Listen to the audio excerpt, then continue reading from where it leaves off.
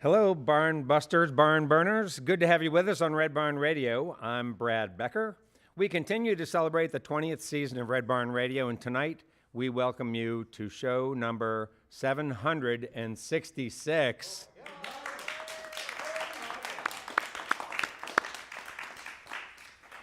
Nicholas Jamerson, our guest this week, has put together a catalog of music in the past 10 years or so that reaches across broad spectrums in both substance and style. He's endeared himself to fans in the region and beyond as one of the duo Sunday Best.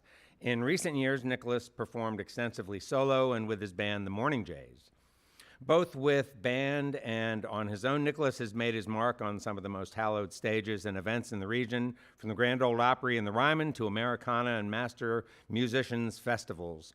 Our guest this evening is among an esteemed group of today's artists who have shaped, redefined, and expanded our notions of Southern music and reminded us why we love it and enjoy its many splendors. We are so glad to have Nick joining us here on Red Barn Radio this week for a very special solo performance. Welcome, Nicholas Jamerson, to Red Barn Radio. Thank you.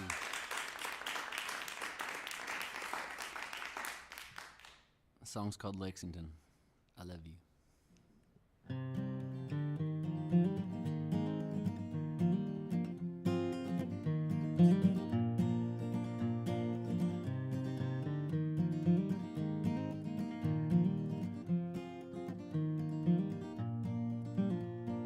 She put on a dress and went out to the race, a fake alligator purse she wanted to replace, a cheap pint of vodka with nothing to chase but an end with a friend that had a staying face, watching the Wildcats play and the horses run. We meet at Henry Clay. You don't have 2 for 1. We hung around that place for so long. Come on, Greg, play us one more song. And they fell in love in Lexington. He wore a jean jacket, his newest collared shirt, big blue hat he'd throw down in the dirt, trying to mind his F's and U's and not act like a jerk. But he always did, that's how he is, 'cause mine never worked. Watching the Wildcats play and the horses run. We meet at Henry Clay's. You don't have 2 for 1. We hung around that place for so long. Come on, Gray, play us one more song. And they fell in love in Lexington. Yeah.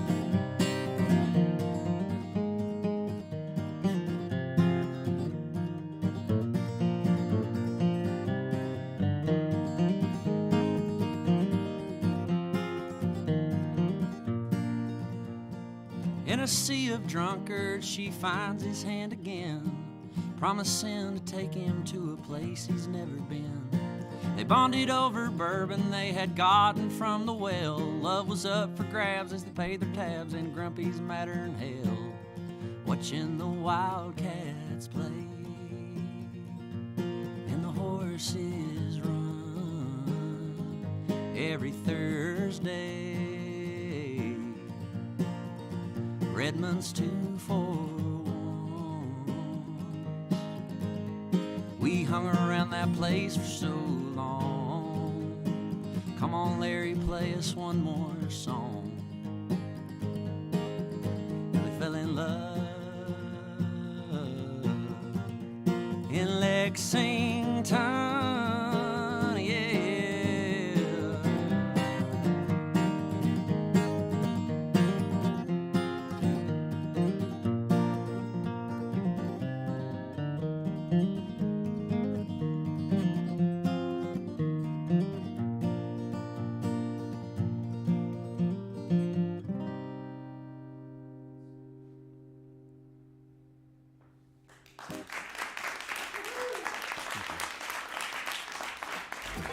Good evening and welcome to Red Barn Radio. Wherever in the world you're listening, welcome to Roots Music Southern Style. Thanks to WEKU, Red Barn Radio's official radio partner, NPR for Central and Eastern Kentucky. Listen online at weku.org. Red Barn Radio is supported by Visit Lex, Lexington, Kentucky's Convention and Visitors Bureau. More information on what Lexington has to offer is at visitlex.com. LexArts, Lexington, Kentucky's premier cultural development, advocacy, and fundraising organization, working for the development of a strong and vibrant arts community as a means of enhancing the quality of life in Central Kentucky. Follow Red Barn Radio on Twitter and like us on Facebook. Here's the host of Red Barn Radio to tell us more about tonight's performers. Hello, everybody. Great to have you with us. Tonight, Red Barn Radio features a singer-songwriter with a great following in the region and beyond. Nicholas Jamerson is not only known for his beautiful singing and playing and his generous performances, he's also one of those artists fans can depend upon to change when change is called for, when the comfort of sameness yields nothing but more of the same old. A Floyd County, Kentucky native, Nicholas is committed to his craft of writing, of letting his songs carry the stories that populate his life, stories all born out of faith, family, and place, and firmly grounded in a set of truths that resonate with a growing audience. Tonight, Nicholas will be playing a variety of tunes, some new ones, some from his 2020 album, The Wild Frontier. We're so glad to have you here with us, Nicholas. Thank you so much for having me. Welcome, Nicholas Jamerson.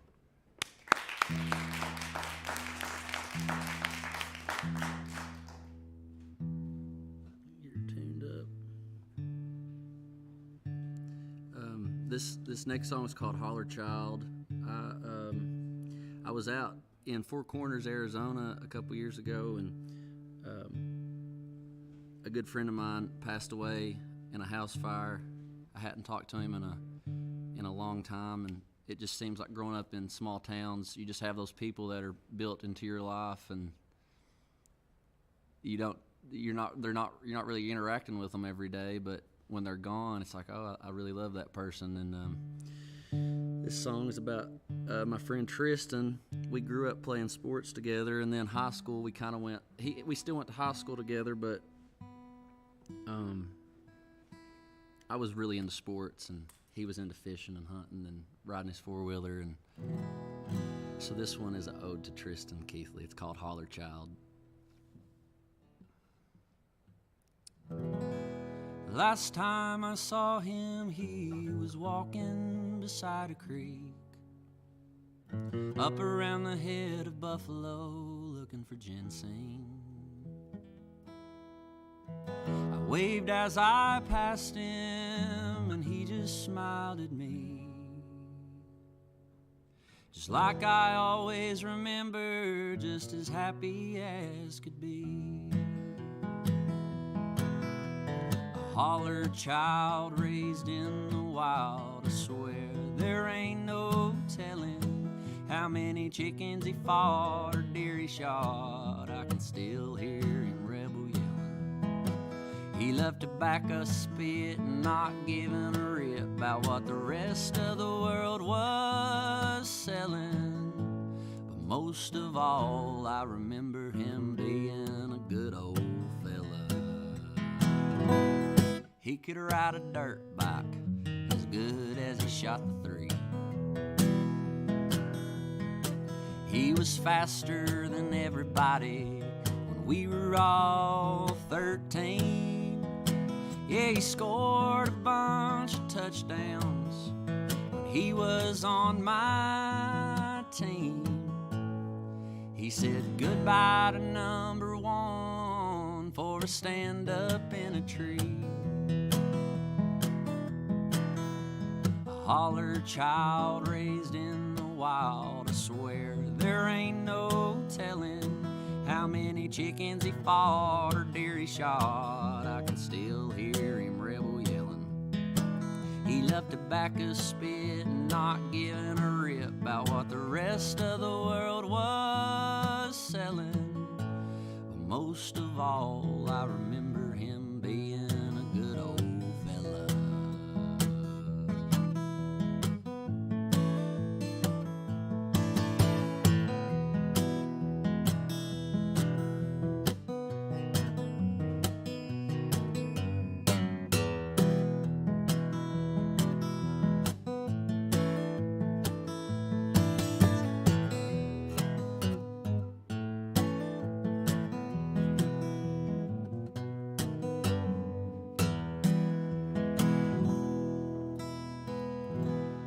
Now he's on a strip job riding four-wheelers in the sky. Up above the eagles, that boy could always fly. A Holler child raised in the wild, I swear there ain't no telling how many chickens he fought or deer he shot. I can still hear him rebel yelling. He loved tobacco spit and not giving a rip about what the rest of the world was selling. But most of all, I remember him being a good old fella. Yeah, most of all, I remember him being a good old fella. Old friend, I will see you again when I escape this world of sin. I don't know where and I don't know when, but I will thank you until then.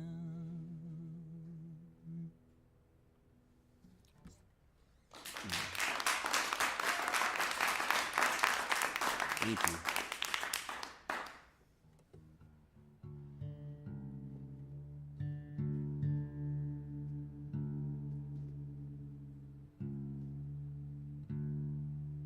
This song's in drop D, so I gotta drop it down. The 2020 was a rough year for everybody. It's 2021 was rough, and 2022 is rough. And I'm the father of a 14-month-old, and the amount of decisions I have to make every day, there's no possible way to just analyze all of them and know always in the moment when I'm making the right decision. And I've had this Jesus Calling book that I had gone back to, and this particular day the verse was walk by faith, not by sight. And I said, Lord, if there's any time that this was relevant, it's now, because the world that I thought that I knew is not here anymore, and it's just one day at a time, one breath at a time almost. So this song is called Walk by Faith. I wrote it with Christopher Bentley and Emily Irene Davis.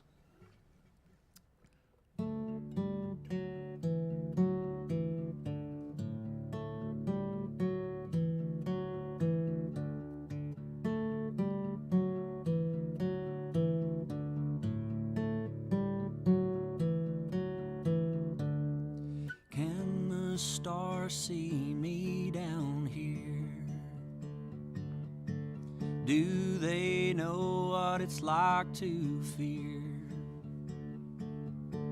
Do they know how bright they're shining? I am led home by their guiding. Through the river, around the mountain, we've gone silent, we've gone shouting, scared by the echoes of our hearts pounding. When you're walking in the world alone at night, you walk by faith, not by sight.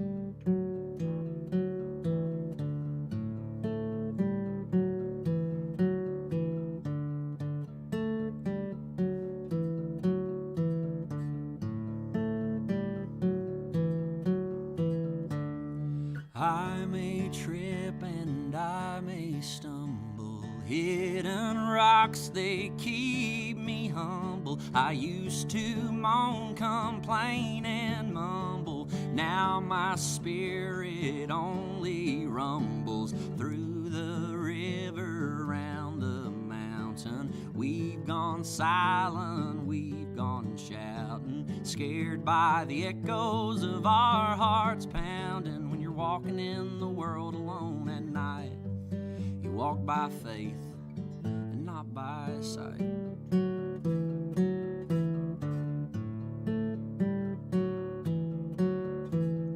Be brave, 'cause down the line there's a new day coming live, one step at a time. My way I will find,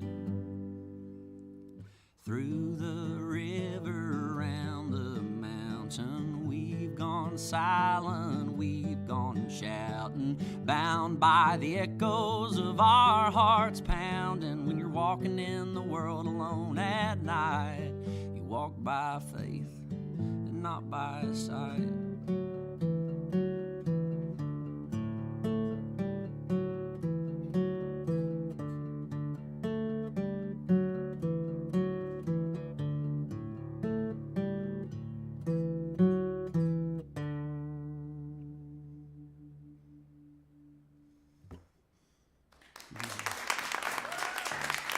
Thank you.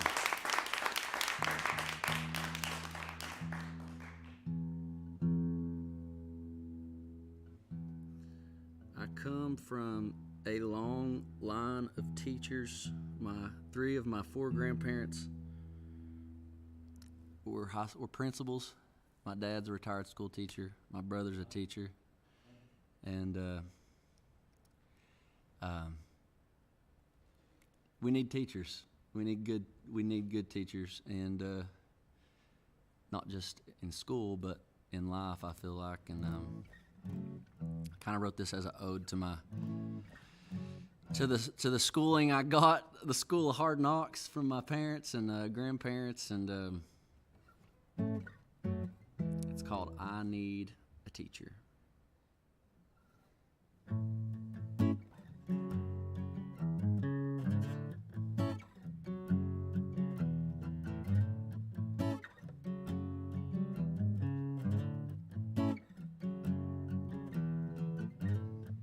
I wanna grow to be older, I wanna live a long time. Don't wanna look over my shoulder at someone coughing in line. But I'm gonna need help, 'cause I don't know it all. I wanna build a bridge, but I gotta get over the wall. I need a pillar and a friend, someone to show me the end, and a believer. I need a teacher.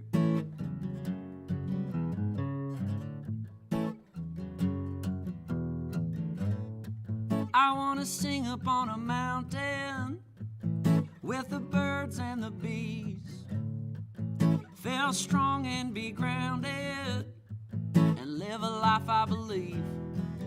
But I'm gonna need help, 'cause I don't know it all.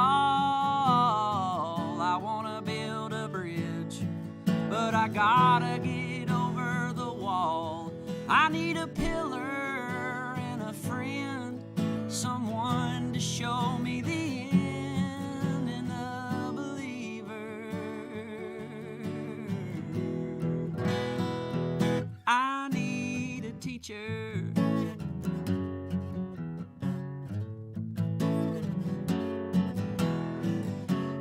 Sometimes I feel so helpless. Got all these questions on my mind, running blind, just seems so reckless. I'm lost in the signs of the times. That's why I'm gonna need help, 'cause I don't know it all. I wanna build a bridge, but I gotta get over the wall. I need a pillar and a friend, someone to show me the end, and a believer. I need a teacher.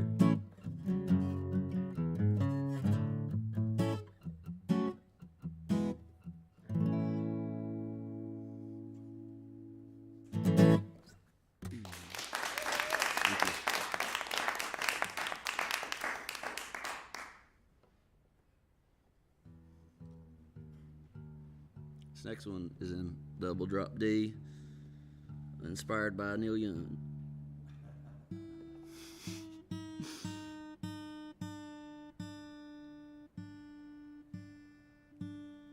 These are all my quarantines. So I learned that during my isolation how I can just perceive things that aren't correct. And that's what this song is about. It's called Bad Imagination. It's one of my favorites.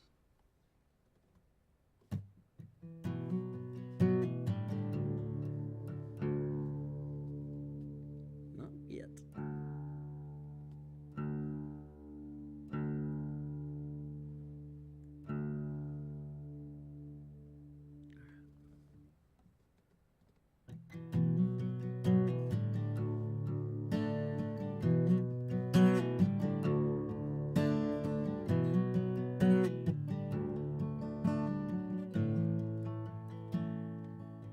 I saw a story in the stars last night, a sign in the flickering light. You were leaving and I was believing the lie I tell every time. That's the way that it always goes. Line by line, the tall tales grow. Like Homer and the Odyssey, I'm making fantasy foes.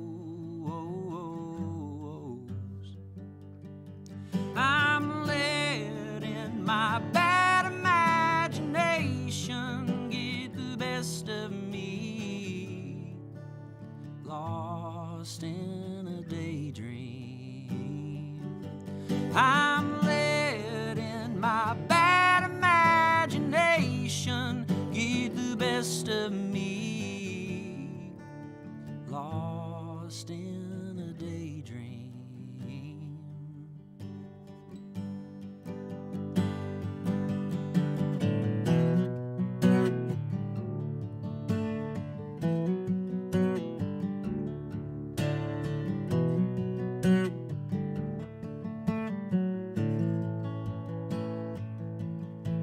I think you're mad when you're not.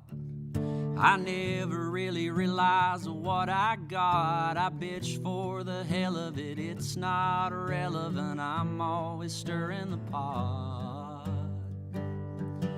I'm letting my bad imagination get the best of me, lost in a daydream. I'm letting my bad imagination get the best of me, lost in a daydream.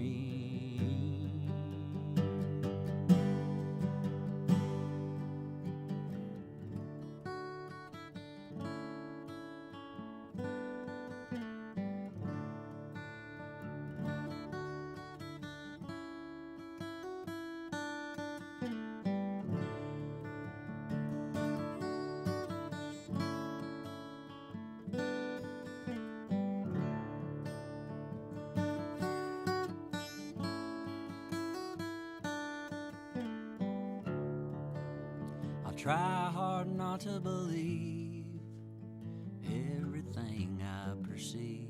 And you keep proving to me that I'm always wrong. I'm letting my bad imagination get the best of me, lost in a daydream. I'm letting my bad imagination get the best of me, lost in a daydream.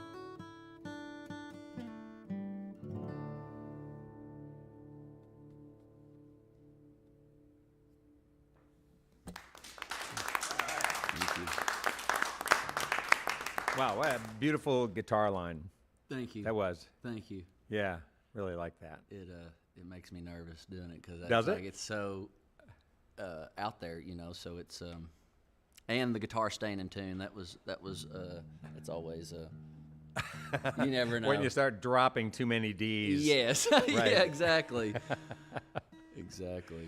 Yeah, the scary thing is how's the G gonna sound, right? I think that was what I was having trouble with. Yeah, right. Yeah. Well, it sounded great. Thank you. It sounded like your guitar treated you well through that tune. Thank you. And you treated it well. Hey, our guest is Nicholas Jamerson from Floyd County, Prestonsburg specifically, I guess. It's in the valley of the Big Sandy River, about maybe 100 and some miles. About 120. Yeah, 120 miles east and then south of where we sit here in Lexington, Kentucky.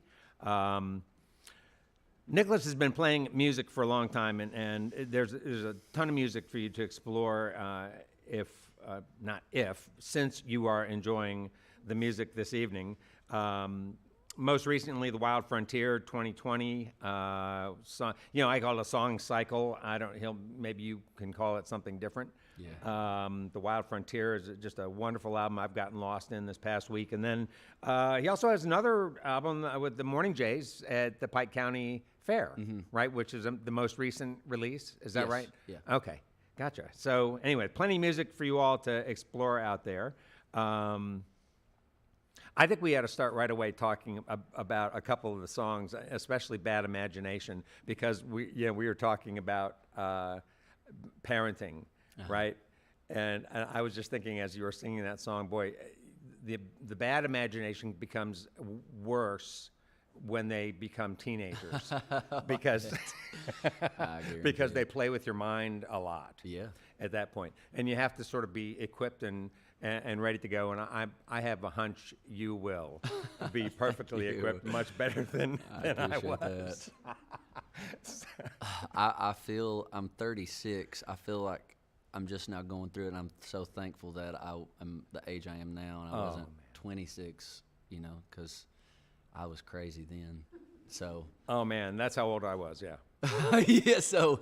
Bad idea. You're trying to figure it out. And I'm still trying to figure it out, but I feel like I'm a little more in my body now, you know, than just all over the place. So. Well, that's what I was going to say. So contrast then how you started a day, 3 years ago.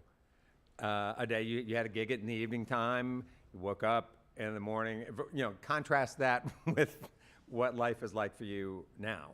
Yeah, I mean, life on the road specifically, you know, it's like coming home from a weekend gig, and then I'd probably take 2 days to recover, and then now it's like come Sunday, Monday, like Maven is my daughter's name. She doesn't care what I've been doing. She's ready to get up. So what she cares about is being with you. Yeah, and bananas. Right. And bananas. So like as soon as she wakes up. In what order? Nanas.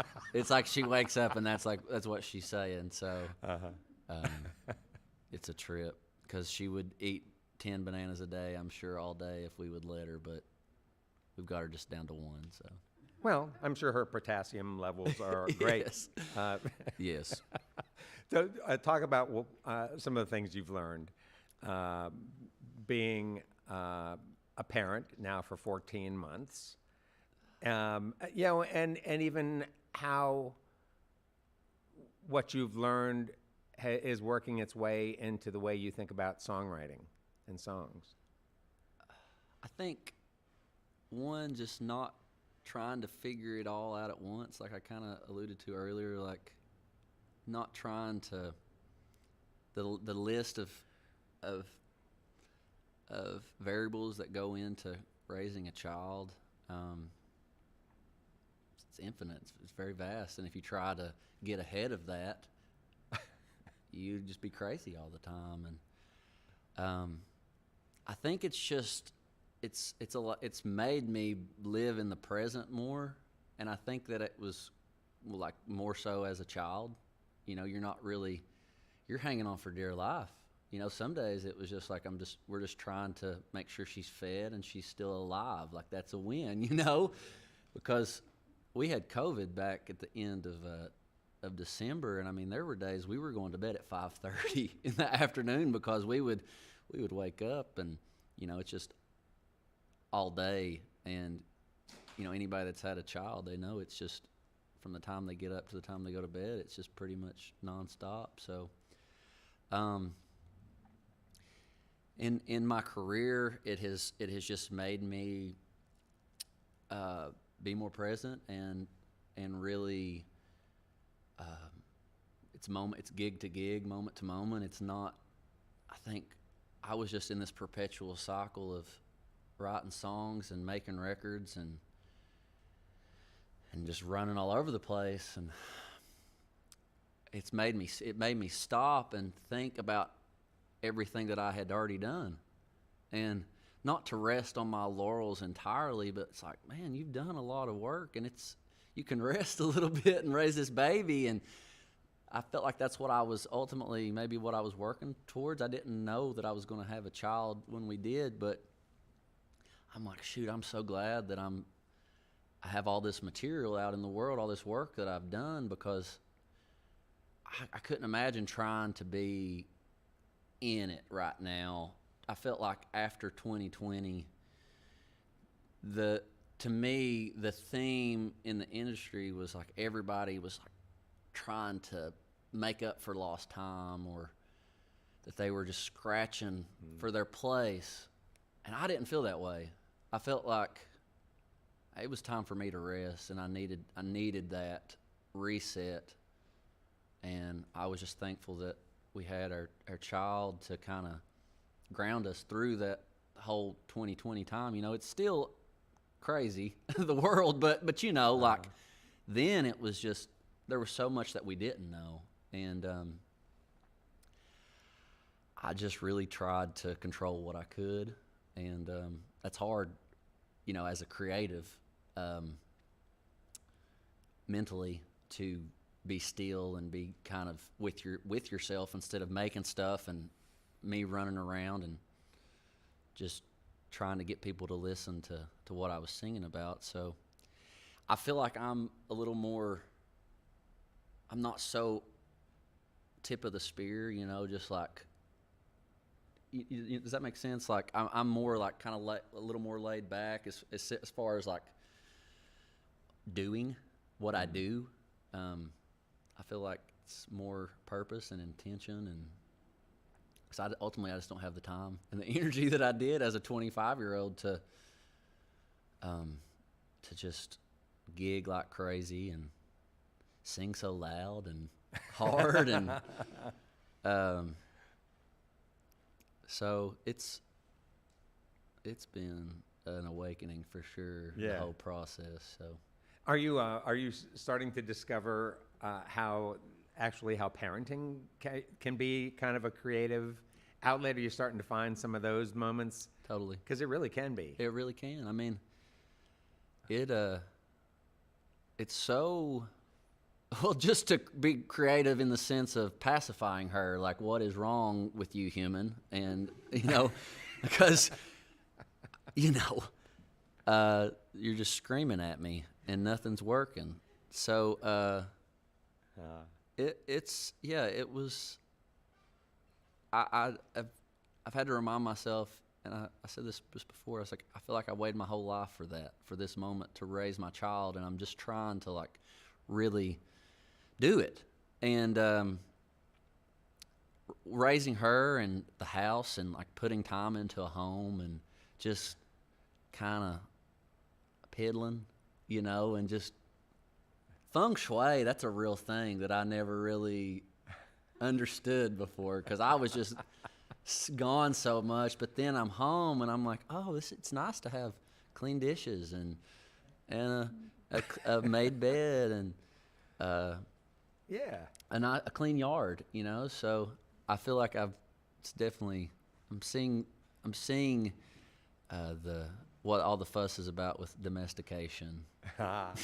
All right, so you sang another song, "Teacher." I need a teacher was the refrain of that, and wondering if you could talk a little bit about what might your teachers from middle school say about you, if you can go back in your like what would they say about me then? Yeah, what would they? Yeah, what would they if we said to them, "Hey, what was that kid like when he was in middle school?"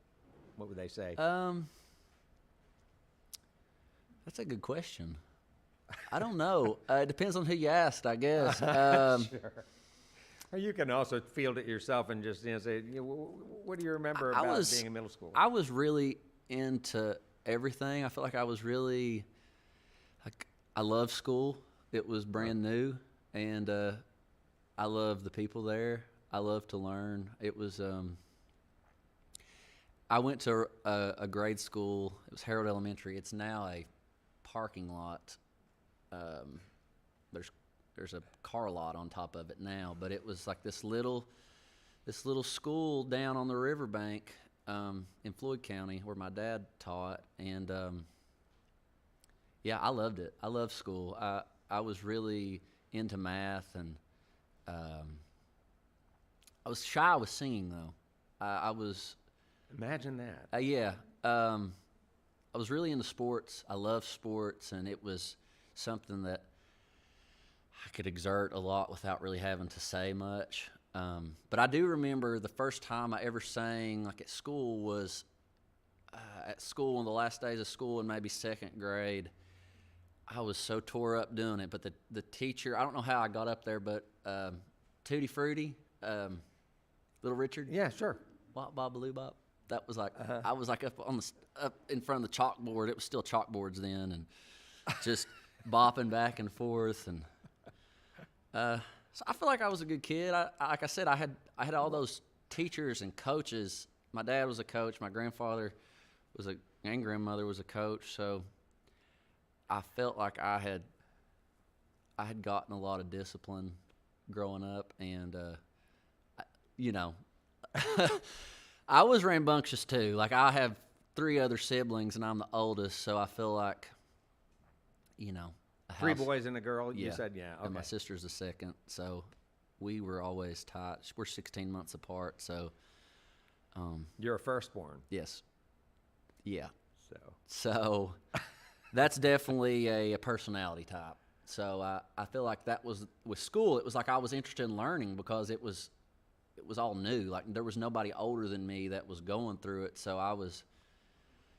I could also come back to home and tell my siblings about what I was going through too. So, it's funny. This is blowing my mind because, over 18, 20 years of doing this show, interviewed, 700 different artists. And I think I could probably name 3 who would describe their middle school years the way you describe yours. Because so many times artists are adults who didn't quite find their way in school in traditional paths, right? Yeah. And here you are, the good kid, the kid firstborn who loved school, loved math, for God's sake. Yeah, I know. And Yeah. That changed though. Trust me, like it changed. You mean at time you got to calculus? Or you mean- Yeah, I mean, by the time I was probably,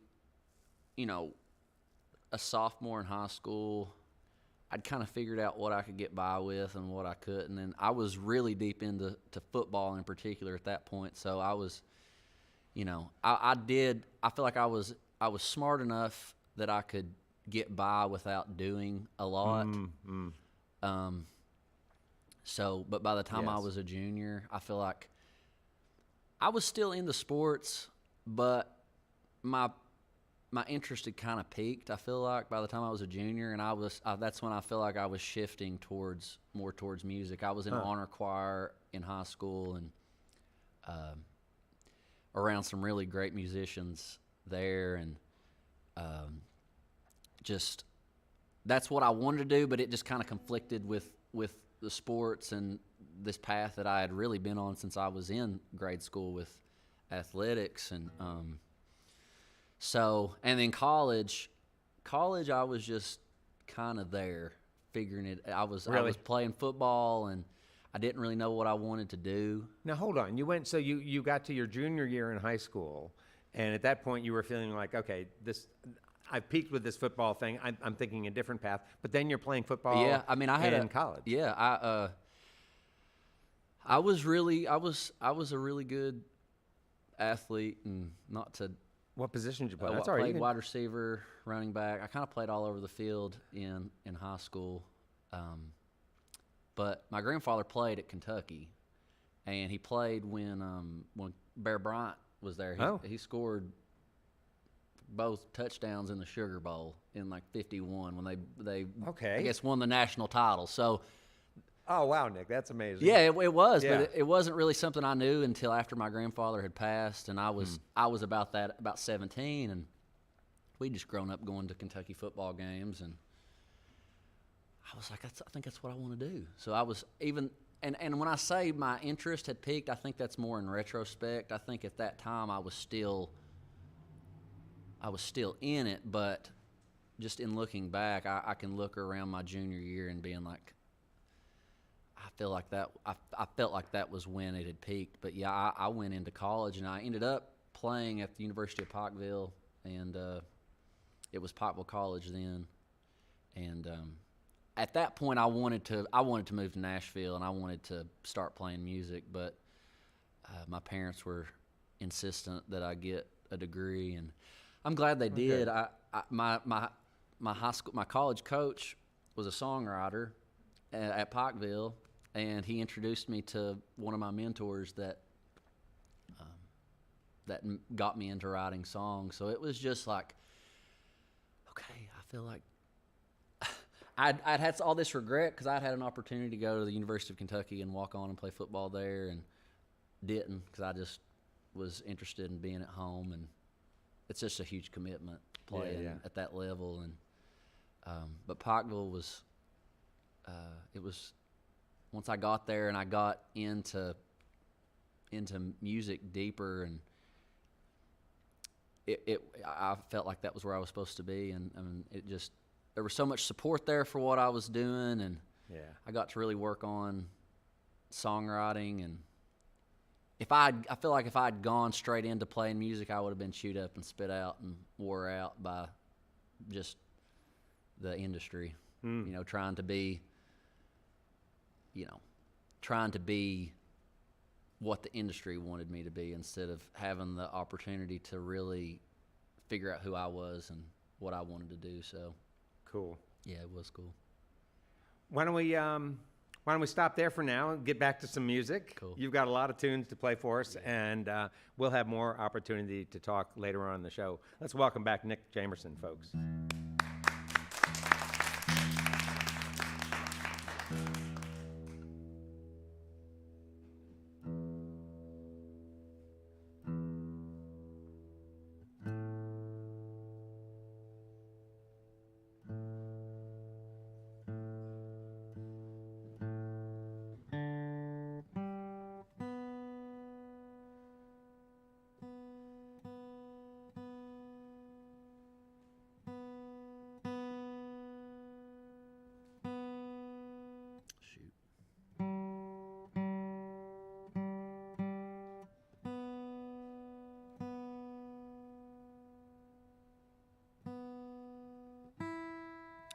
This song's called Watching the Fire Burn.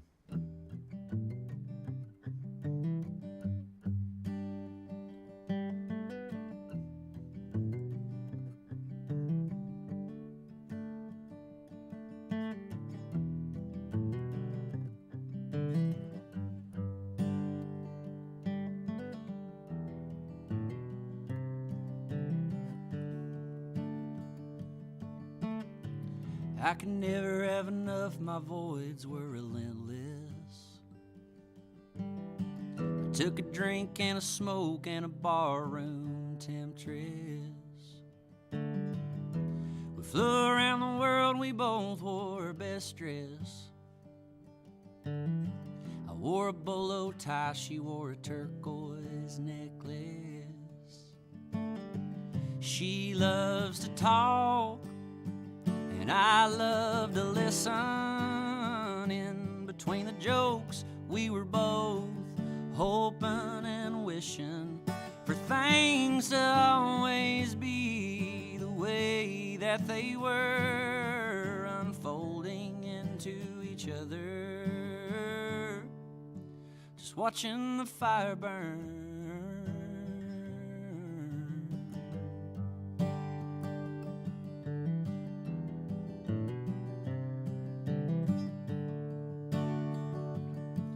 We smoked those left-handed cigarettes and we melted into a cocoon. It felt just like the afterlife in our living room. They said loving that girl is bad news, she'll run you half to death. But I don't believe that stuff, no matter what the whole town says. 'Cause I love to talk, she loves to listen.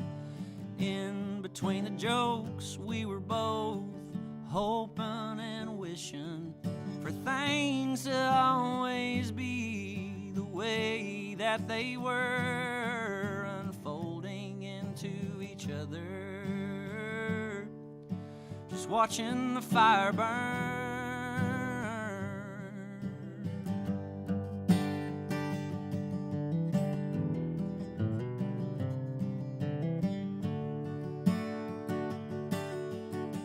She loves to talk, and I love to listen. In between the jokes, we were both hoping and wishing for things to always be the way that they were, unfolding into each other, just watching the fire burn.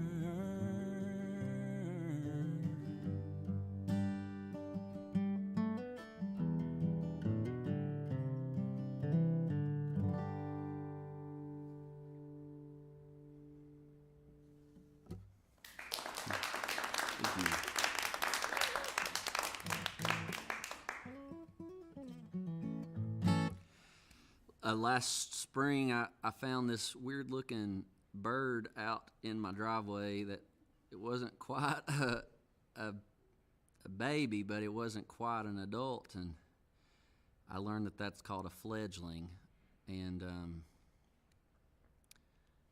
I learned that that's the age, I guess, that the bird is thrown out of the nest onto their face. And I was like, that kind of sounds like me when I went to college. It's like, go figure it out. Do your best. And so there's a line on here in this song about hitting your face and landing on your face. And oddly enough, about 3 weeks ago, I took a ski trip and I landed on my face, and it was very humbling. Anyway, this song is called "The Fledgling." It's hard to be a fledgling flung out of the nest. Fly or die, the elders said, but always try your best. Stay away from owls, stay away from cats, or one day your feathers will purdy up some old folk hats. And the ground is far and the ground is hard, and the fall will humble you quick. It'll bruise your face and put you in your place, and leave your mama worried sick. Time we learn, we get our wings, we find our voice and we learn how to sing. You can ride the wind, you don't fight the stream, and if you live to see tomorrow, you can always be redeemed. And the ground is far and the ground is hard, and the fall will humble you quick. It'll bruise your face and put you in your place, and leave your mama worried sick.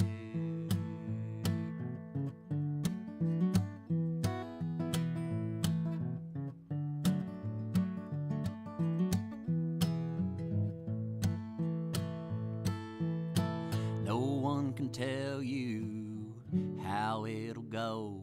The life you water is the one that grows. One day you will build a nest. You can fill it with eggs or just a knotted mess. And the ground is far and the ground is hard, and the fall will humble you quick.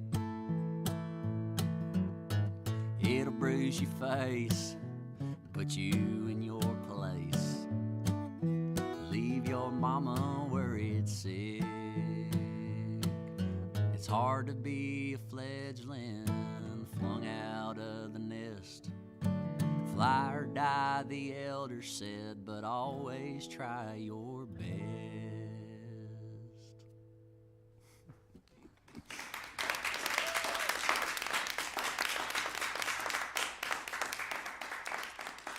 Thank you.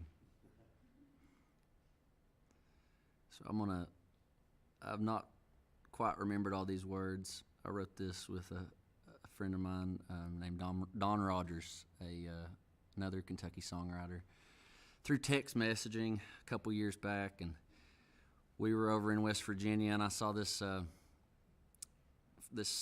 road sign that said Peace Mountain. And that's what this song's called, Peace Mountain. Well, my family has been here about 200 years. When they left a land that wasn't so forgiven, where they were sure to find, in these hills as old as time, the beauty in the mountain way of living. We reap the riches of this life when we treat each other right. Drink the sacred water flowing from the fountain. When I've given life my best, through the ages I will rest in that sacred slumber on this peaceful mountain. Peace Mountain in the land of Canaan, on Peace Mountain, where I go when our work is done, on Peace Mountain, where I'll die a shiner's sun, on Peace Mountain in the land of Canaan. Many wander through this life in a lonesome world of strife. They have no place where they can find true comfort, with no roots upon their land, seeking fortunes made by man, a never-ending storm of rolling thunder. Well, Daddy made moonshine, he kept the people feeling fine. Hit it once or twice and you'd be shouting. Always treat each other right and find fulfillment in this life. Drink the peaceful waters from the mountain. Peace Mountain in the land of Canaan on Peace Mountain, where I go when our work is done on Peace Mountain, where I'll die a shiner's son on Peace Mountain, in the land of Canaan.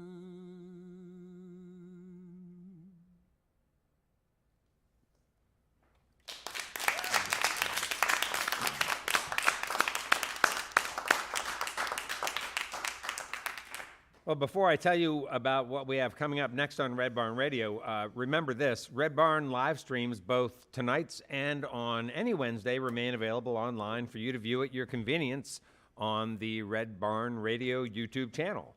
Our live video stream is also available on the weku.org website, as is our audio stream, compliments of WGAD.net in Central New York. Don't miss a single episode of our program. Hey, and be sure to tell your friends what you like about Red Barn Radio. Red Barn Radio.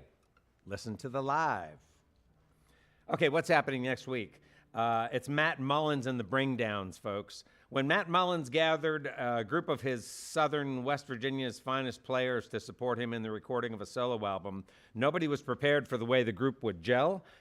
In fact, shortly after their first project, they undertook another which would nod to the primary forces in their lives, and that 2016 release was called Family, Music, Beer.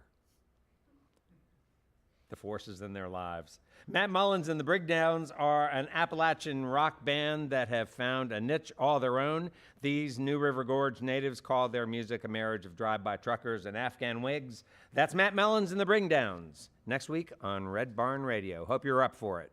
Up for the Brigdowns. Yeah, all right. Make sure that wasn't missed. Hey, let's get back to tonight's Red Barn Radio program. We welcome you live on our social media platforms, broadcasting from the Arts Place Performance Hall here in the grand city of Lexington, Kentucky. Please welcome back Nicholas Jamerson to the Red Barn stage.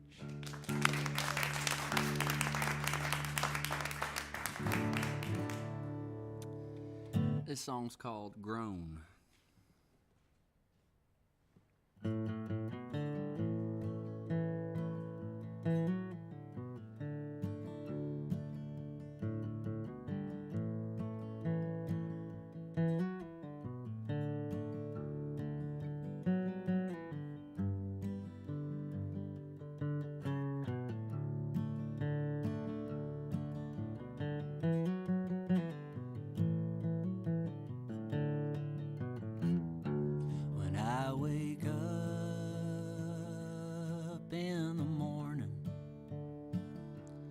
Watch the sunlight coming through the trees. I greet the day with a big old cup of coffee, some pranayama, and a little bit of weed. It's a good day to have a good day. Ain't that what they always say? But sometimes I have trouble on my own. So I move it, I shake it. Sometimes I wake and bake it. 'Cause it's harder to be happy when you're grown. I try not to think about all the heartache, but Facebook reminds me every time I look. So I put down all of my devices and I go for a walk and read a book. It's a good day to have a good day. Ain't that what they always say? But sometimes I have trouble on my own. So I move it, I shake it. Sometimes I wake and bake it. 'Cause it's harder to be happy when you're grown. Yeah, I've seen my share of sickness that's left me in a bind, at odds with all my hang-ups, resolutions I can't find. Around every corner there's new tangles to unwind. But I just keep going, I pray, and I try to take my time. Yeah, it's a good day to have a good day. Ain't that what they always say? But sometimes I have trouble on my own. So I move it, I shake it. Sometimes I wake and bake it. 'Cause it's harder to be happy when you're grown.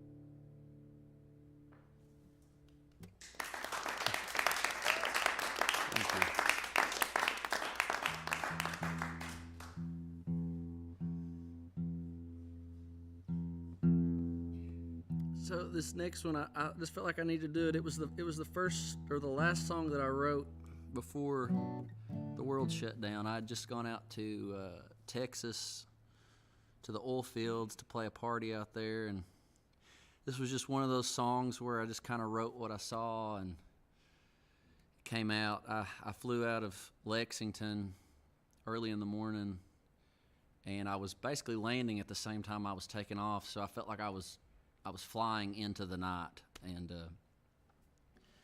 that's where the first verse kind of came from. So wrote this on in my grandmother's kitchen in Whitesburg. Running from the light into the night, the clouds below are a beautiful sight. Westward bound to a Texas town where the first-class cowboy is on the ground. The ground looks like a patchwork quilt made of grass and sand and silt. Some things grow and others wilt. It's the dirty deal in the oil fields. I see different plots that someone sought, that believe the trek wasn't all just for naught. You earned your keep, sometimes no sleep. The parallels and property lines, they run so deep. The ground looks like a patchwork quilt made of grass and sand and silt. Some things grow and others wilt. It's the dirty deal in the oil fields. Ain't a lot of long-hairs around here. Folks are still out drinking their beer. Wild horses, divorces, and longhorn steer. The sky barely sheds a tear. The ground looks like a patchwork quilt made of grass and sand and silt. Some things grow and some things wilt. It's the dirty deal in the oil fields.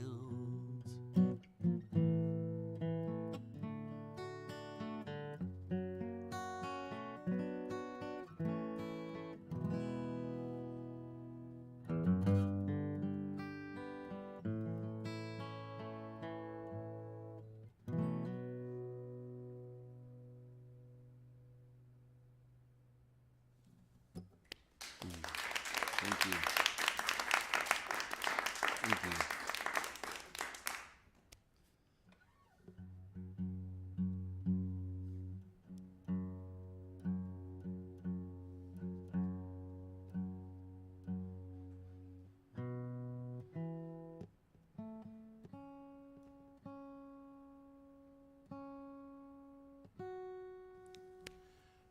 This next song is called Linda James. I wrote this about a family friend, member of the Prestonsburg community, and in honor of her and her family.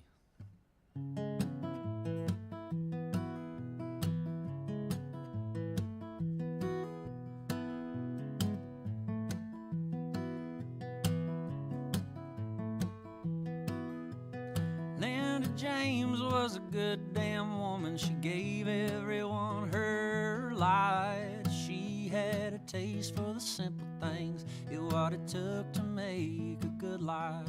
She said, love as much as you can, give you gratitude at night, and be thankful for each and every day that you get to see the sunrise.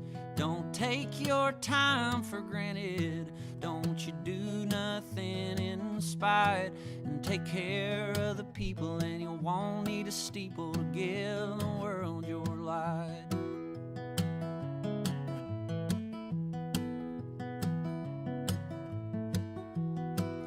In the land of 1,000 churches, seems that everyone's a saint, but they're few and far between, like our sister Linda James.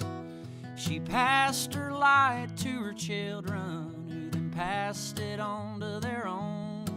It's amazing how love just ripples out, and we get to watch it all grow. That's why you gotta love as much as you can, give you gratitude at night, and be thankful for each and every day that you get to see the sunrise.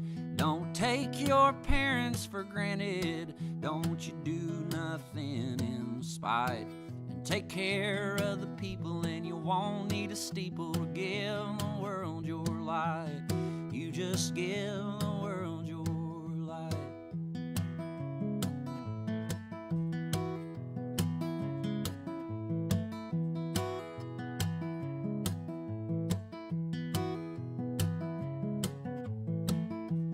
Love will teach the fish how to swim. It teaches the birds how to fly. It'll light up your lantern in the middle of the night and go with you for the rest of your life. Some people find it in their preacher, others find it in their friends. Some find it in a long lost woman, and others find it in the wind. That's why you gotta love as much as you can, give you gratitude at night, and be thankful for each and every day that you get to see the sunrise. Don't take that love for granted. Don't you do nothing in spite, and take care of the people, and you won't need a steeple to give the world your light. You take care of the people, and you won't need a steeple to give the world your light. You just give the world your light. Your light. Your light. Your light.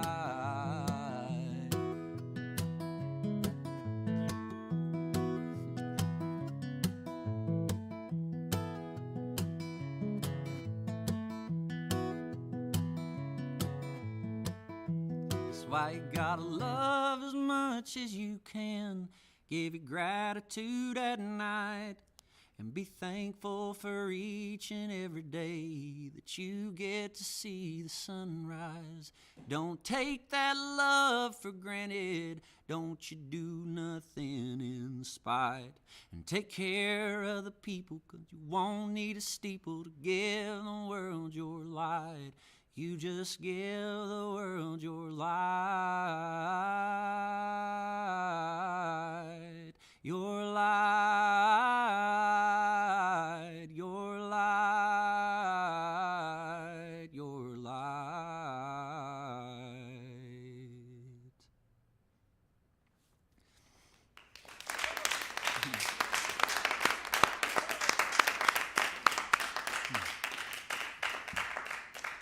If you're just joining us here on Red Barn Radio, our guest this evening is Nicholas Jamerson. I think I'm ready to make the transition to Nick. Okay, yeah, I'm ready. Okay, okay, good. All right, I'm ready too. All right, good. So I think we got you back when you were just Nicholas, Nick. We got you as far as college, and then I remember you played some ball there, but then you also started to realize, hey, you know, the next level of this is huge and going to be all my life that I'm going to have to give to it. So you said, well, I'm going to follow some other things. Yeah. What'd you do as soon as college was over? And by that time, had you already established yourself as sort of as a performing musician by 2010 or whenever that was? I started probably in 2006. Oh, okay. So you've been at it for playing out and gigging and writing songs. And so when I graduated from Pikeville in 2010, I was working at Enterprise, washing cars and picking people up. And I'd kind of been in my head. What I wanted to do was I would be hired on there because, you know, they got a great business model. If you haven't heard, I do not know about that's that. just what they tell everybody. I'm just kidding. Yeah, right. No offense to anybody that loves Enterprise, but That's right. it didn't work.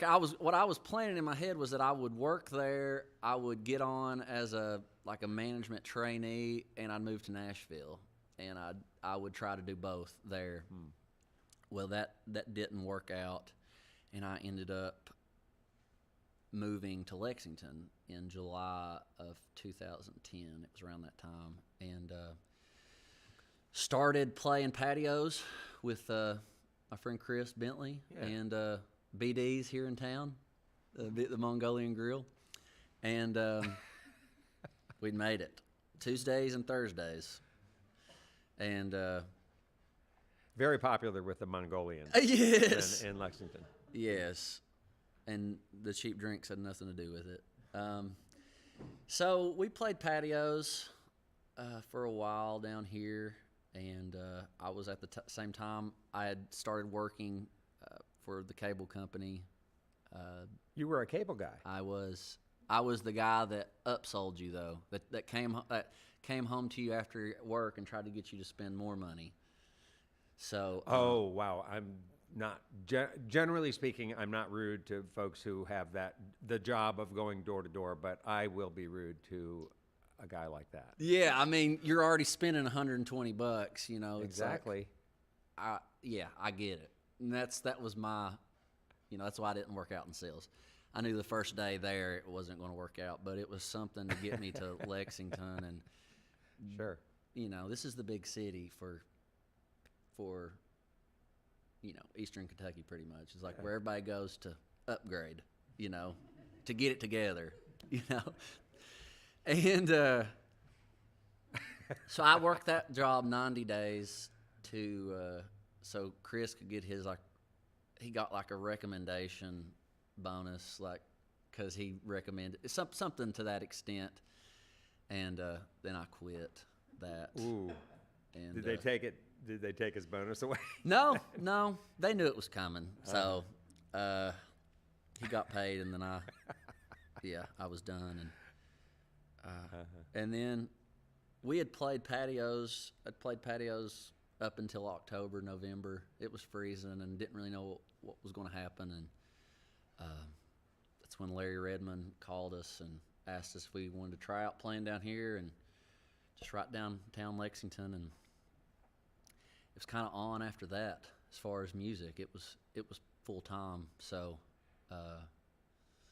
So you had some folks who would keep coming back, and yeah, well, we had a lot of friends. Talking, It was really Lexington at that time. It was like a lot of people converged. They were there at the same time, kind of at the same point in their life of transition after college, and also coming to a new place. And there were people from Floyd County, where I was from, that I gravitated towards. Not just people that I went to school with, but just people that I kind of knew, and then just people from all over that were just here. And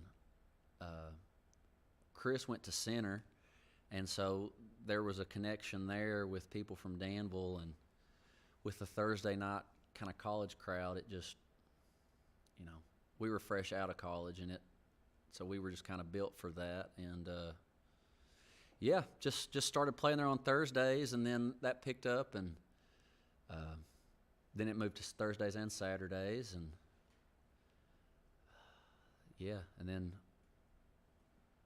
made a record. And it was really cool I'd never planned on having a residency like that. I always imagined just touring, but it was really valuable. I felt like being where we were at, just because there were so many people coming to Lexington as students from all over the place, and then leaving after, and then there's pipelines here to other places that made connections there. So it was a trip, because we tried to play so many places before that, like that were bars, and they were like, well, we only book bands on the weekends. And so we were like, well, I guess we're not a band. And then when we started playing at Redmond's and things started picking up, these same bars were coming and trying to get us to play, and we're just like, nah, dog, we're going to stay here. So it was just one of those things where it was like we weren't getting what we wanted, and I was mad about it. Like I definitely had a chip on my shoulder and got thrown out of a couple places just for like airing those grievances at people, but that was the hillbilly in me, I guess. I'd never been out of the Holler, and but yeah, it all worked out, and here we are. Yeah. All right. So I wanted to talk to you also about the church music connection for you. We spend a lot of time around here talking about what is Southern music, and somewhere in Southern music, it's always that church is a big definer.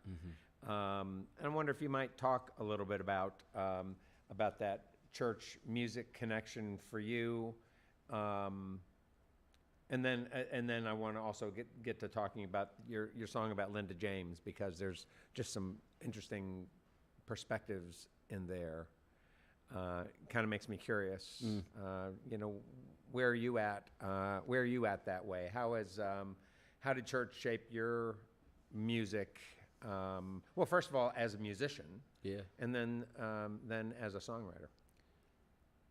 Well, that was ground zero for me in performance. That was really the only place you could perform as a child was church. And my mother was the choir director at church. She played the organ and piano in church. And I think that's music. I think is meant to be a celebration of our spirit, and church, that to me is where that's what church is supposed to be, I think, is to stir up our spirit and get us in touch with that our hearts within us. And so that's where I learned to sing from. I felt like it was coming from a place of thanksgiving or worship or just full heart. Sort of the way Linda James was. Yeah. Right. Yeah. And with church though, I have many church wounds, from just kind of feeling like I'd been lied and manipulated into believing something, and that, You mean something that you weren't ready to accept? When maybe, you were a yeah, young person, maybe. I mean, on the other side of it, I feel like it was everything that I thought it was. I just had to figure out what it looked like for me and not everybody else, because that was I think what I went through was that, it's not this. And I felt like I found a lot of hypocrisy in the church, and I was lost just because I just felt like everything that I'd been grounded in was not real, because of just being hurt. Like as a kid, parents divorced, and that just kind of sent me into a spiral of just what's real. If this isn't real, then what's real? And and then going to a liberal arts school where you're getting every dose of religion. You're getting, world's greatest living religions. And so I was kind of still in that spot, searching for my spirit, essentially, when in more of a universal sense, instead of how I feel like it had been kind of the dogma of modern religion. And but oddly enough, I feel like Linda passed away, and I was going to the visitation, and her family had been really present. It was one of those small town things where we were just kind of interweaving within each other's just peripherals our whole lives. One of her sons was my middle school football coach and just a mentor. And I'm like, what am I going to say to these people who just lost their mother? And I got there, and there was so much peace there. They were really peaceful, and it wasn't somber. It was lifted, and it was palpable, like that energy, that presence of peace. And I was like, oh my God, like these people have preached these just she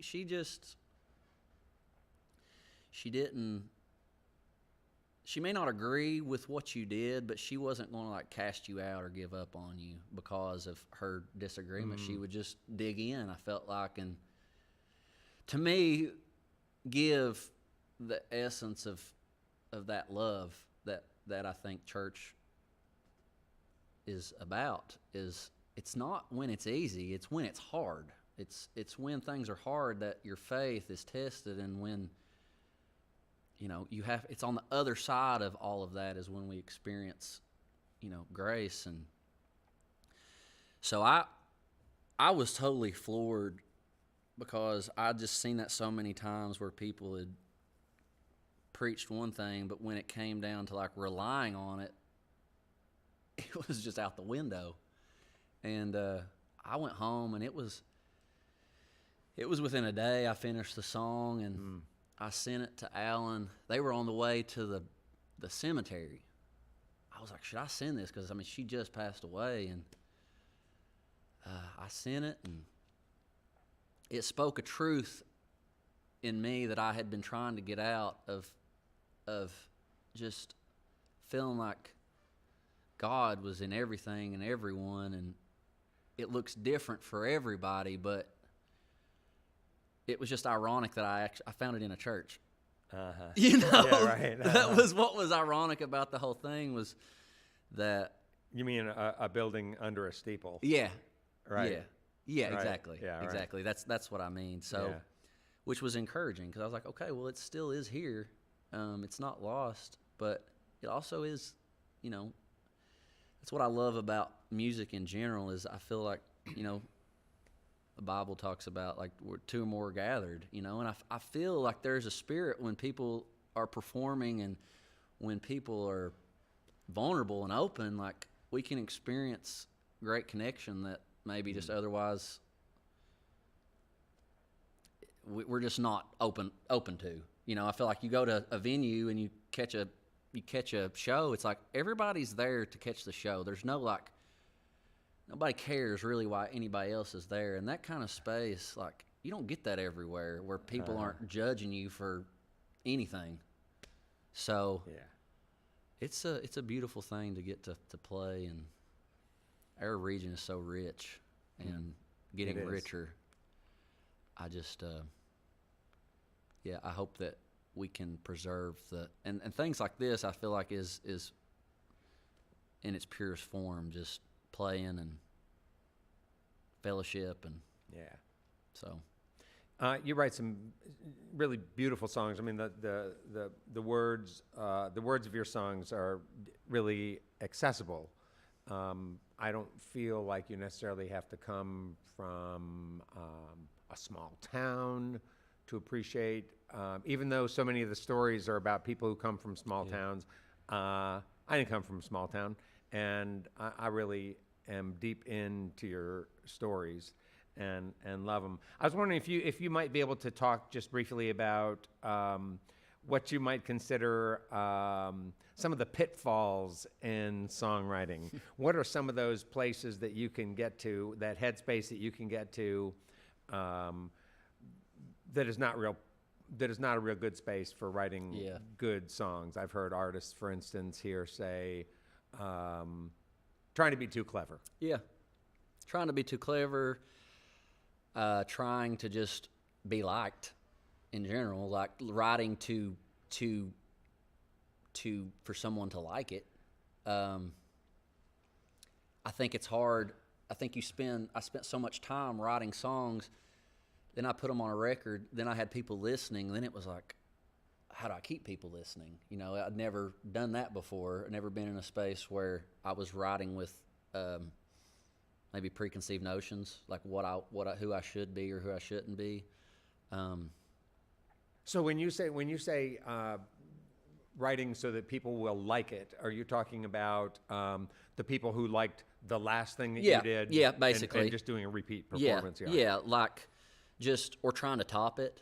Just putting pressure on what it's supposed to be instead of just letting it be. And because I think that the most important thing, if you're trying to be a songwriter, is just to write songs, and it's just write it and don't judge it. But I mean, I think there is some sort of judgment that comes in, like because you're it's something that you made and you're going to give out to the world, but not judging it so much that you don't even finish it. You know, that's I think that's what stops people, because you're afraid of not saying the right thing and you don't say anything. But I've really been invested in writing songs, and I got to a point where I couldn't talk to someone without, oh, that's a song. Oh, that's a song. Like I couldn't live because I was trying to I would hear something that sparked me, and then I would be in my phone trying to write it down, and then I would miss life. I would miss the whole moment because I was trying to capture it. And Yeah, like you do not have that opportunity to be in that frame of mind when you have a 14-month-old. No. I mean, you have to be living your life. Yeah. So now it looks a little different. I just try to spend time in the space. Luckily, I've got a shed that I can go out and wood shed, and play guitar. But I've really chilled out on writing. Like I said before, I've tried to just relax a little bit, enjoy my life and live it, and not trying to capture it in a song. And I saw something recently, a TED Talk. This author was talking about how oftentimes artists now, we take responsibility for our creations. We like everything is because we created it. But before, I guess like in ancient Greece, the muse, and like basically that these creative things that we did belong to someone else. And whatever you believe, it was more the thought of like, hey, if this spark of inspiration is that important, then it'll come back later. Like, you don't have to like worry about bottling up now, because whatever is giving it to you, you'll get it. Like, it's infinite, but you can't stranglehold it, and you can't, you can try to suck it dry, but you're just gonna be wore out. So it's a journey for sure, because you're just in your head all the time, and that can not be great. Yeah. All the time, so. Yeah. Well, it's good to have I heard somebody in some song today say something about, journeys, destinations change. Right. In journeys. I don't know who said that. I think it was you. Yeah. But man, it's been a great time having you on the program. Really enjoyed talking to you. And I'm glad that there's more music to go. Me too. And I just want to tell you, what a cool thing that you are stepping in here and playing so many new tunes. I'm glad that you like that. Yeah, well, I mean, I think everyone likes it, and that you feel you can entrust us with that, and also that I don't know, you just have that you have the courage to do that, and the love of the music versus a love of being adored and making sure that everybody is happy with everything you do. It's wonderful that you're just coming in here and being yourself and living your life. I appreciate that. I'm glad you're here. So let's welcome back Nicholas Jamerson.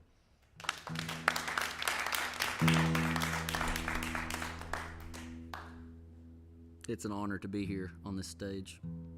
So many have come before, and it's a rich culture that you've established here, so thank you.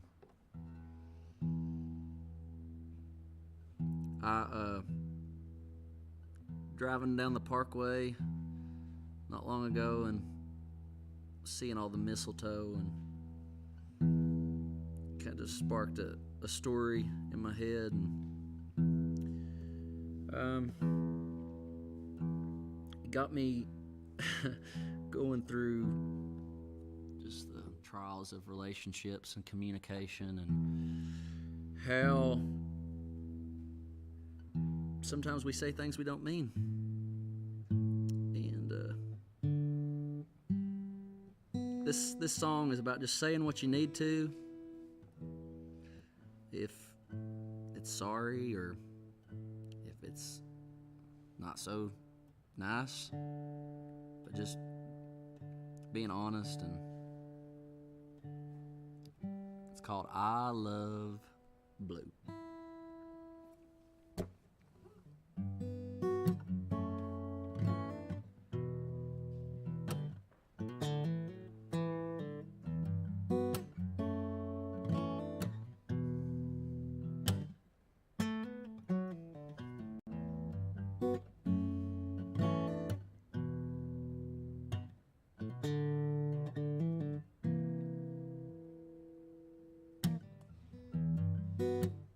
Parkway's full of mistletoe. We ain't kissed the whole ride home. We get some gas at the stop and go. Get some things off my chest that you gotta know. It's raw.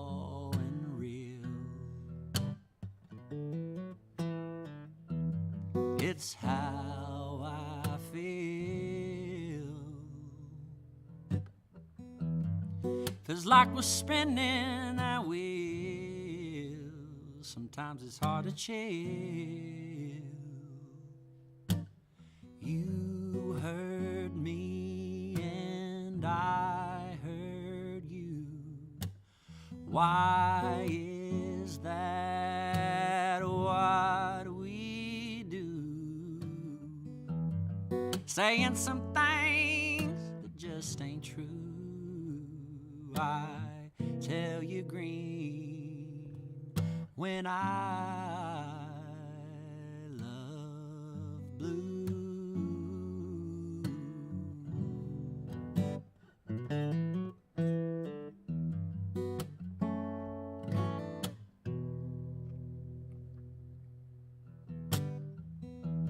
You speak your peace. It isn't sweet, but it's what I need. Sometimes you're hard to read. You best believe you heard me and I heard you.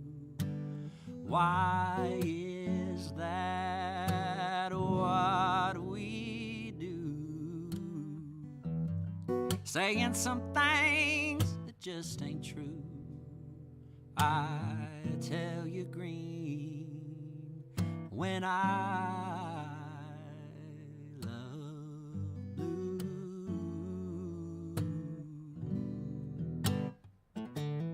I love blue.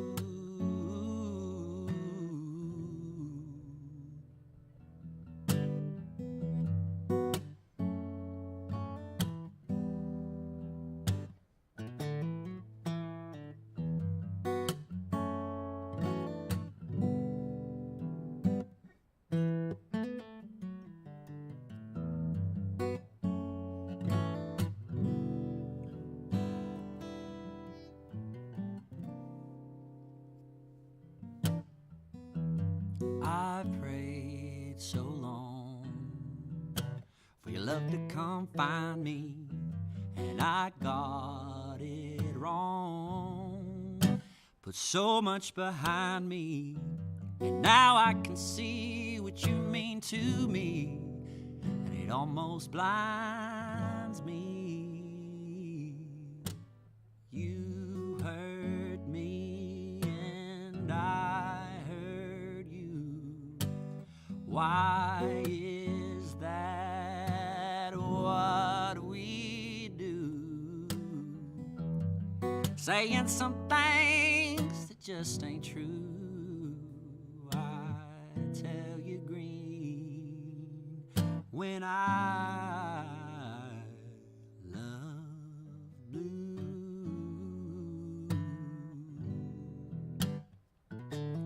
I love blue.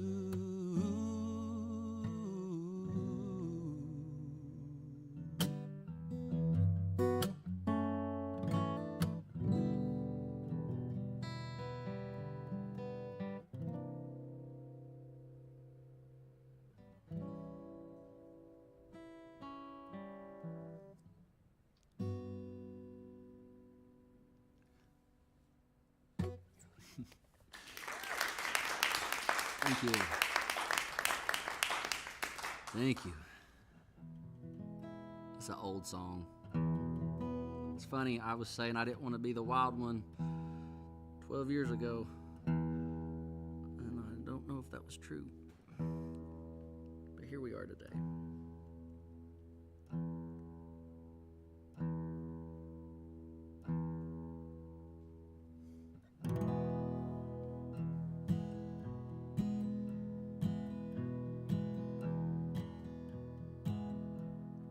Wild one. I lie awake here, sick in bed. Clouds of doubt, they fill my head. Most days I wish that I was dead,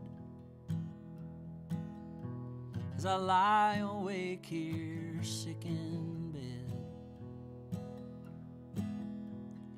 think of love I've all but lost,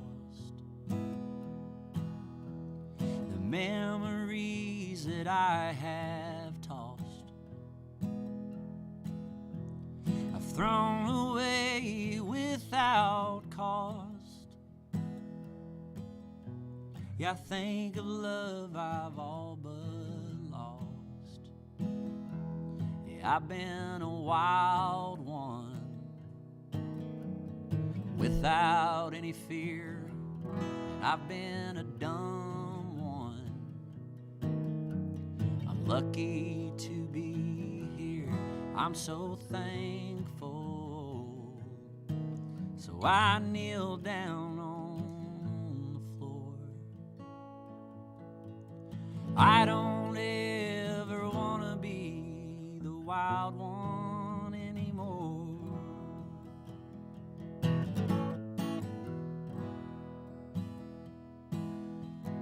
Days go by and they go by quick. You're gonna die, so you better live. You get hurt and you forgive, 'cause the days go by and they go by quick. Yeah, I've been a wild one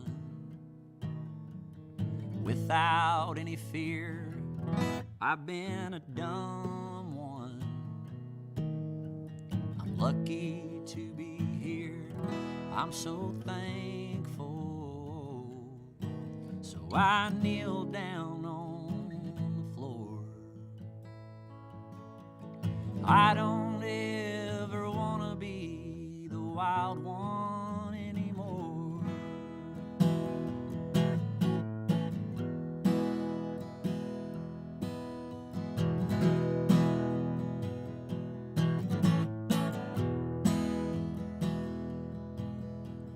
I've seen love bring up the sun, and I've seen love that wars have won. You'll be my love when I am done. I've seen love bring up the sun. Yeah, I've been a wild one without any fear. I've been a dumb one. I'm lucky to be here. I'm so thankful. So I kneel down on the floor. I don't ever want to be the wild one anymore.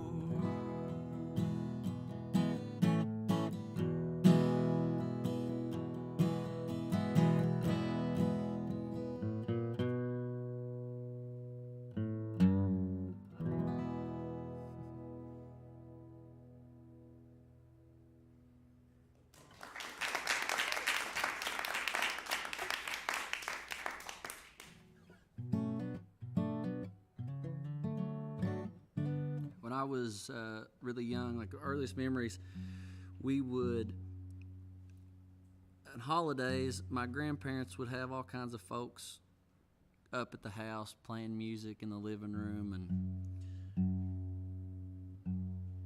those were some of the most precious times of my life.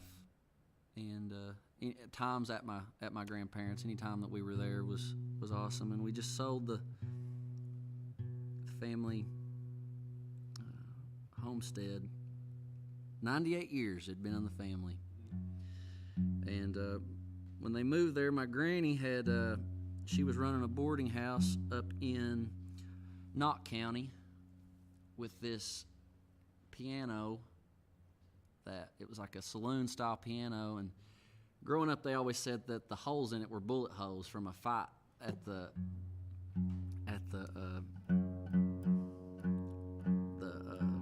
boarding house. And so we always played on that, and it was kind of a fixture, the family piano of just the scene of childhood up there at her house. And this song is just about life changing, and sometimes it seems like it changes so fast that you can't even grasp it happening. And the song is like it's changing so fast that if we don't get there tonight, we may not see it. So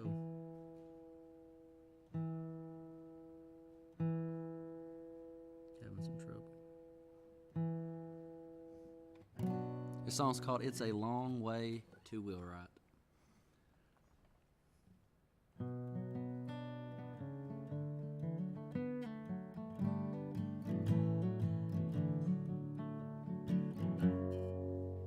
Well, Granny moved the family piano from the boarding house up the road, from the New York Company Rudolph with 2 fresh bullet holes, where Mary learned to sing on her hymnals, Virginia danced her jigs. Shorty, he'd tune up the banjo while Julie fed the kids. It's a long way to Wheelwright, with a sleep running through my eyes. Her chariot awaits to the sweet by and by. All of the on-the-draw hustling has left most folks behind.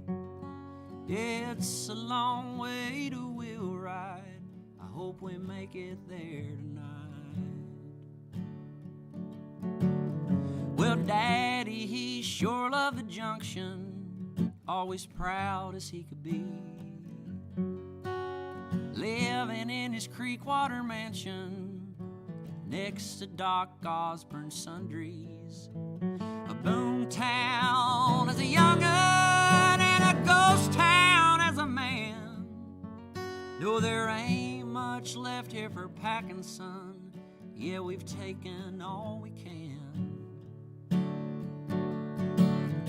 It's a long way to Wheelwright, with the sleep running through my eyes.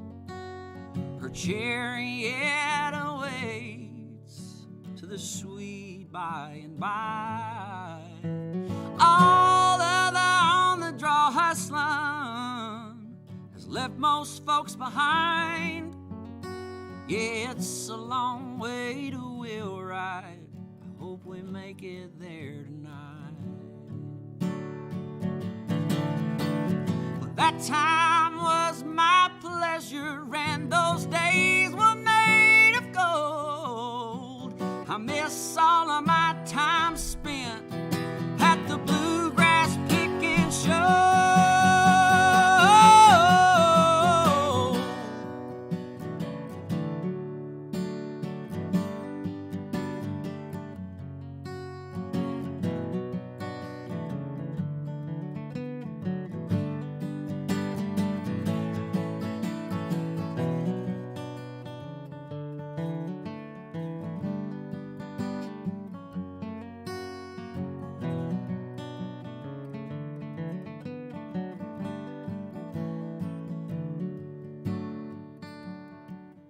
It's a long way to Wheelwright, with the sleep running through my eyes. Her chariot awaits to the sweet by and by. All of the on-the-draw hustling has left most folks behind. It's a long way to Wheelwright. I hope we make it there tonight. I hope we make it there tonight.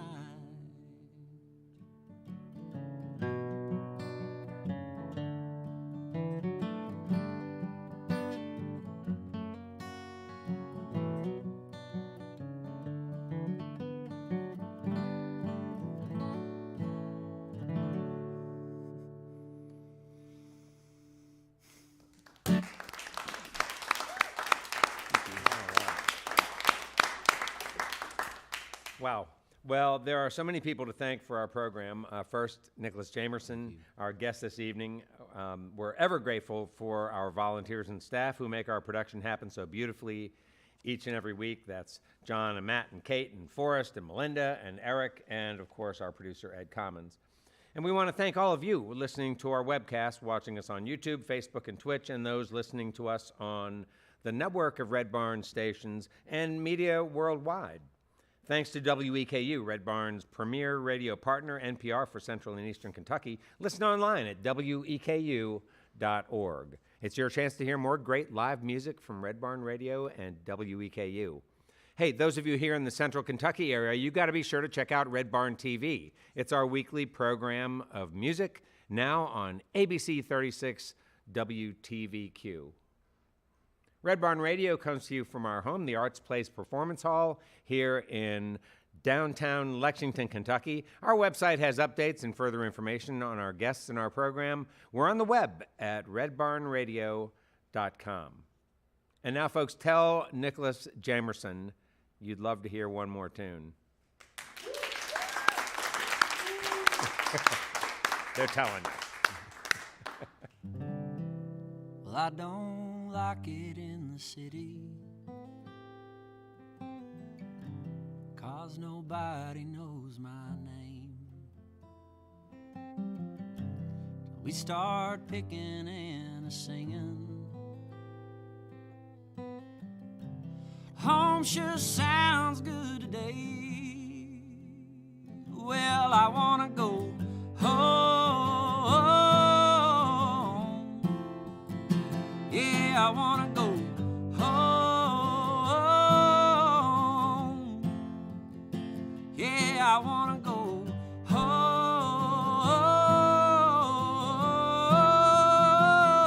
I wanna go home.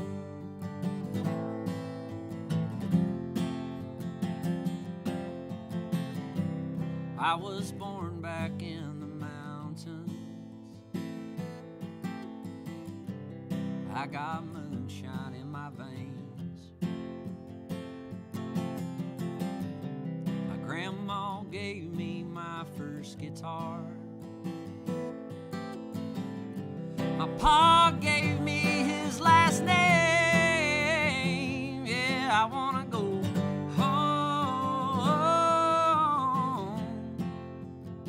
Yeah, I wanna go home. Yeah, I wanna go home. I wanna go home.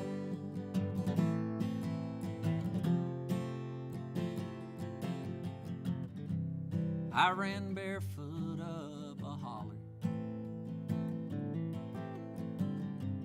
in the shadow of the pines, with my brothers and my sister.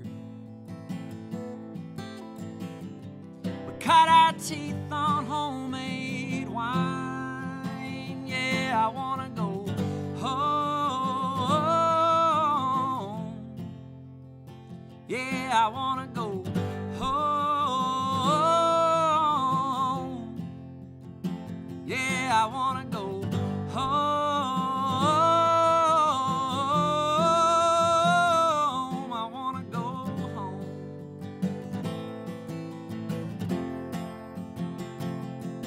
Well, I can hear my mother calling at the fall of the night, and I can hear my daddy yelling 'cause my brothers are in a fight.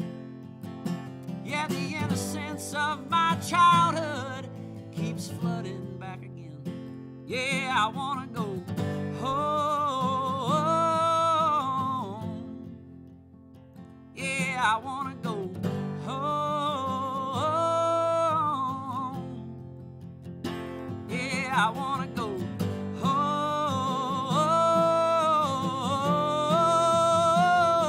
I wanna go home.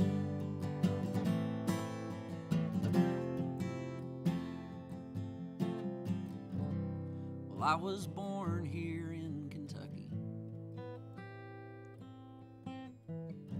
It's where my soul rests in peace. I've been all around this whole world, and there's no place that I'd rather be. Yeah, I wanna go home.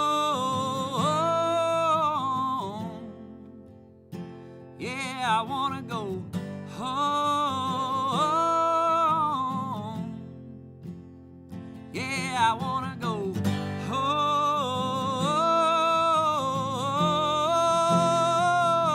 I wanna go home.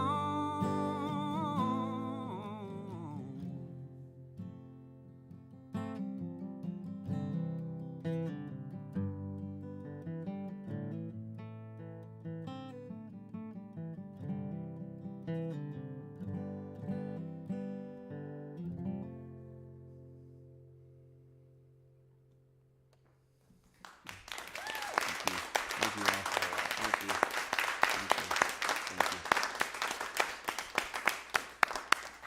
Well, that's all for our show for this week. You can see and hear Red Barn Radio worldwide, though, as we stream live on the web on YouTube, Facebook, and Twitch every Wednesday, 7 p.m. Eastern in North America. And you can also listen to archive performances on Spotify and iTunes. And you can watch mountains of video, literally mountains of video, on the Red Barn Radio YouTube channel. Hey, and remember, every like, comment, share, and subscribe helps bring Roots Music Southern Style to your neck of the woods. Hey, and finally this, if any of our featured artists are performing in your area and you're mobile, get up, go out and shake that moneymaker on the dance floor. These guys need you now more than ever. And now from all of us here at Red Barn Radio to all of our friends worldwide, keep working together to be safe and healthy. And until next time, good night from Red Barn Radio.